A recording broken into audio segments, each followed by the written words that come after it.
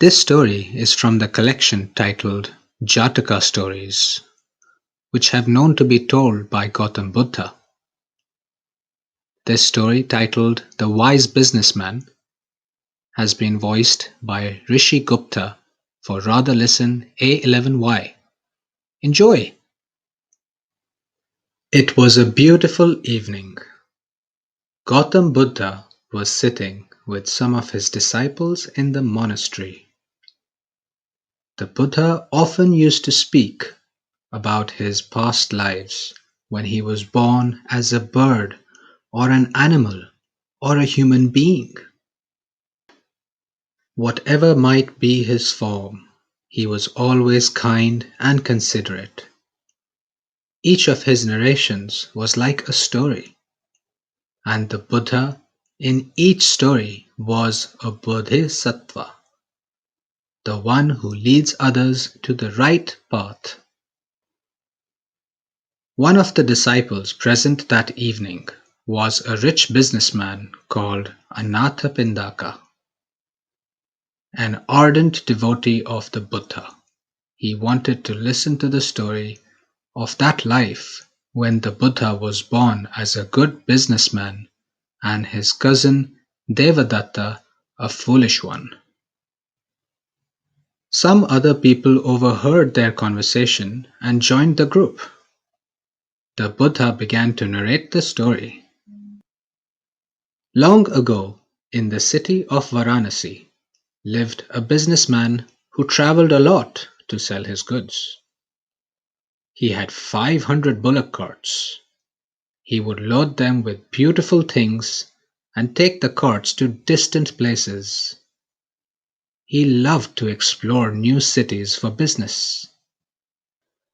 He was blessed with an intelligent son. That was Bodhisattva. His father gave him a good education and training in business management.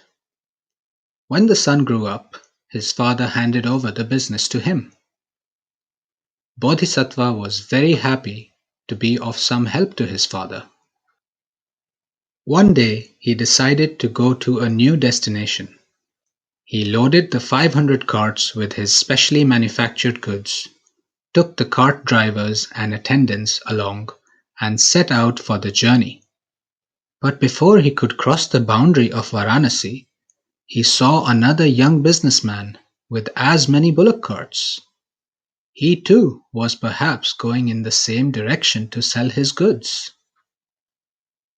Bodhisattva went up to the young man and said, "I think both of us are going in the same direction. 1,000 bullock carts cannot be accommodated on this road. It would be better if one of us goes first and the other starts the journey after about 2 weeks. Would you like to go first, or would you like me to go first?" The other man was not so wise.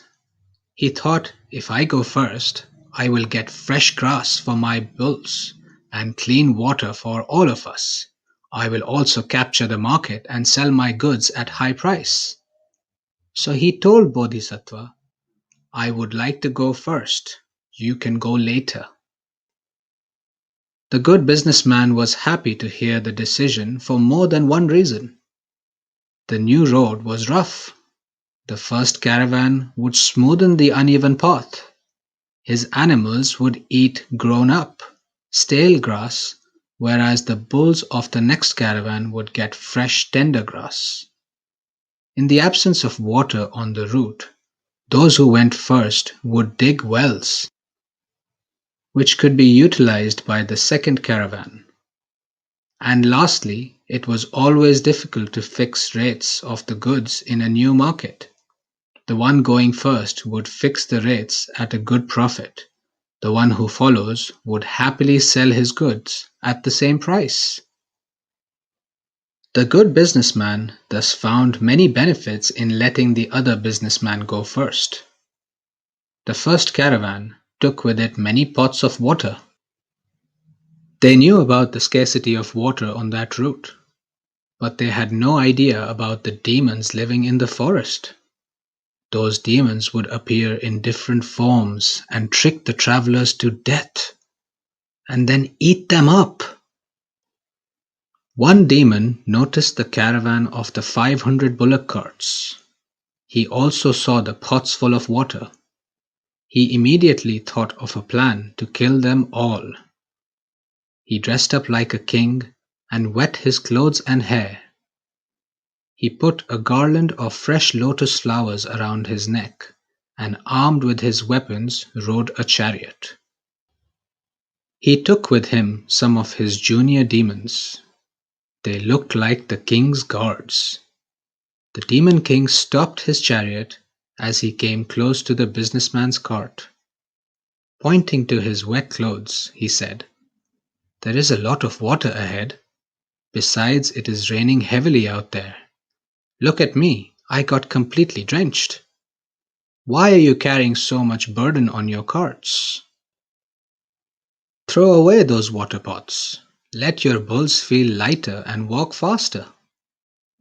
The foolish businessman believed him and got all the pots thrown out of the carts. The earthen pots broke into hundreds of pieces. The thirsty hot ground quickly soaked the water. The caravan moved on. They continued in the heat and sweat. There was no rain, no water, and no cool breeze. In the scorching sun, the hot wind was getting hotter and unbearable. The businessman, his staff, and all his animals were thirsty and completely exhausted. First one person fell, then another, then a bull, and so on. Within a few days, all of them, including the businessman, died of heat and thirst. The demons immediately rushed to eat them up. In no time, there were only bones left. Having filled their bellies, the demons disappeared. A fortnight later, the good businessman set out on the same road. Before entering the forest, he got many pots filled up with water. And then he instructed his staff not to throw away even a cup of water. He also warned them about poisonous plants in the forest. No one should eat even a single leaf, fruit, or flower without checking with me. His strict orders were only to protect his people and animals. He wanted them to live, and live happily. Well, the caravan entered the forest. The demon tried to play the same trick again. He appeared in wet clothes with a lotus garland around his neck. The good businessman's eyes and mind were sharp. He immediately noticed that the so-called king never batted his red eyes, and so was not human. His clothes and his hair were wet, but there were no clouds in the sky.